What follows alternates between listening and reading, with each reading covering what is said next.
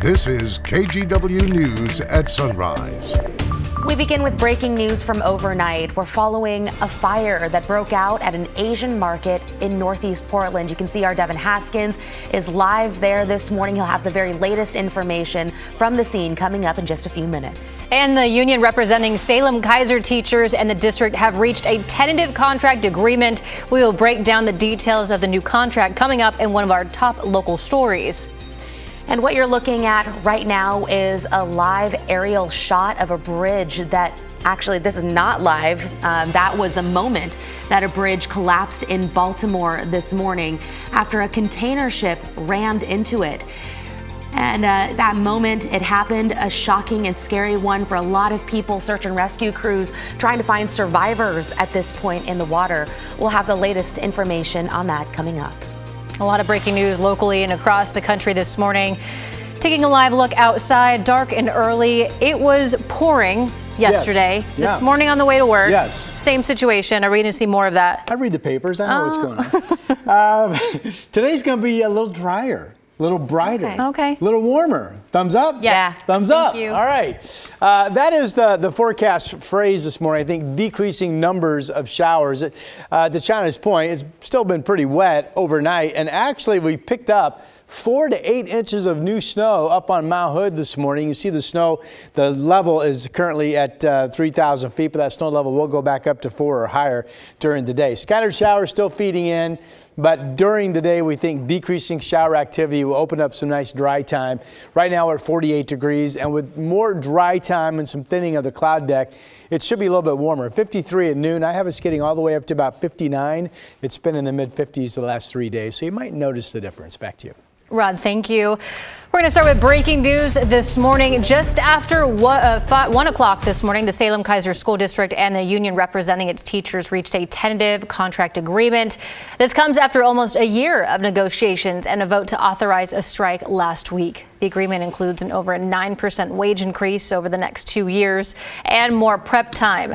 Teachers and the district still need to ratify the contract before it goes into effect. The date for that vote has not been set yet. Also breaking overnight, Portland fire crews responded to a fire that broke out at an Asian market in Northeast Portland. And crews have been there since about 2 this morning, but say the fire is now under control. Our Devin Haskins joins us live with the latest. Good morning, Devin. Yeah, good morning. So right now we're here at Northeast 67th and Halsey, or just north of Halsey off of Broadway. Here outside the Pacific Market, we're going to take a look at fire crews right now. Still continuing to put water on that building. As you said, they've been here just before 2 o'clock this morning when that fire broke out.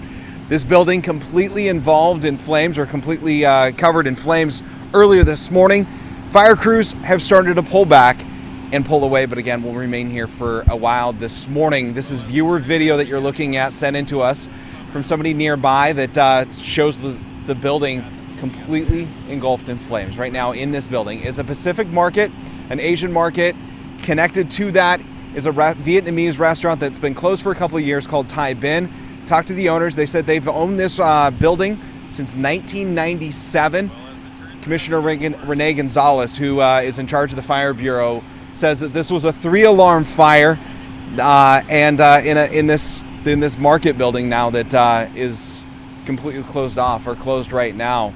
Not sure the extent of the damage, but pretty significant. And Commissioner Gonzalez also said, though, that he's heard no injuries as a part of this fire, from this fire. So we'll continue to stay on scene all morning long, bringing you the very latest when we get it.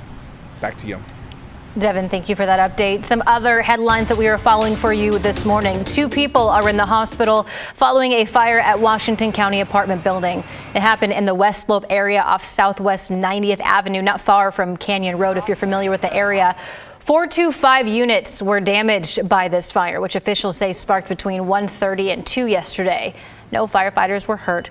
No word yet on the cause. A Clark County man is in custody for what investigators say may have been a murder for hire plot against his wife. Yesterday morning, we told you about a man who we now know is James Rummel, who said on Saturday night he came home to find his wife, Lindy, shot to death and her truck stolen. Investigators say Rummel may have hired his friend, Daryl Riley from Eugene, to stage a burglary, then kill his wife. Riley is charged with murder. Rummel is charged with lying to police, and investigators say he may eventually also face a murder for hire charge.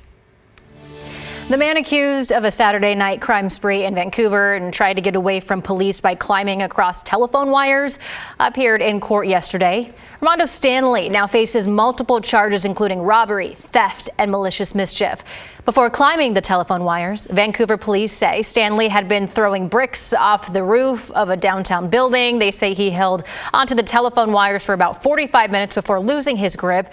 And while he is now okay, the video you're about to see may be jarring for some viewers.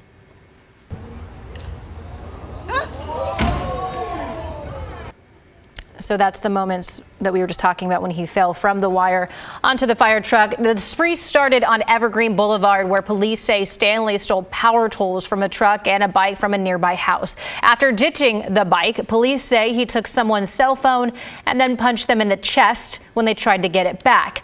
After his fall, police took him into the hospital to get checked out, then booked him into jail.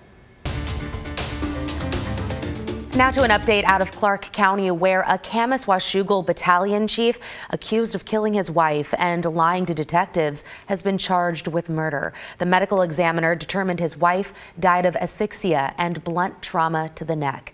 Kevin West made his first court appearance yesterday. The prosecutor says West planned to end things with his wife Marcy or move out of their home by January 8th, the day Marcy died. West was arrested last Wednesday after detectives say they found contradictory information on both his and his wife's cell phones. The sheriff's office also says several people were concerned about the couple's relationship and told investigators. It's definitely something unique that you don't see every day, for sure. You know, I think the investigators do a pretty good job of trying to detach kind of some of those relationships and what that is, and be able to try to kind of, look at what the root of the issue is or the cause. West's bail is set at $1.5 million. He's scheduled to be back in court in 2 weeks. This morning, we're hearing from a family member of a 4-year-old boy killed in a drunk driving crash last week. That 4-year-old's mother is now in jail, charged with manslaughter in her son's death. Police say Kingston's mother, Angelina Minor, was driving drunk Wednesday night when she crossed into oncoming traffic in North Portland and crashed into another car. Her blood alcohol level was more than 4 times the legal limit. Last night, relatives and community members came together to remember Kingston, and his aunt has a message that she hopes will prevent future tragedies. Think before you take a drink. Think about what happened to Kingston.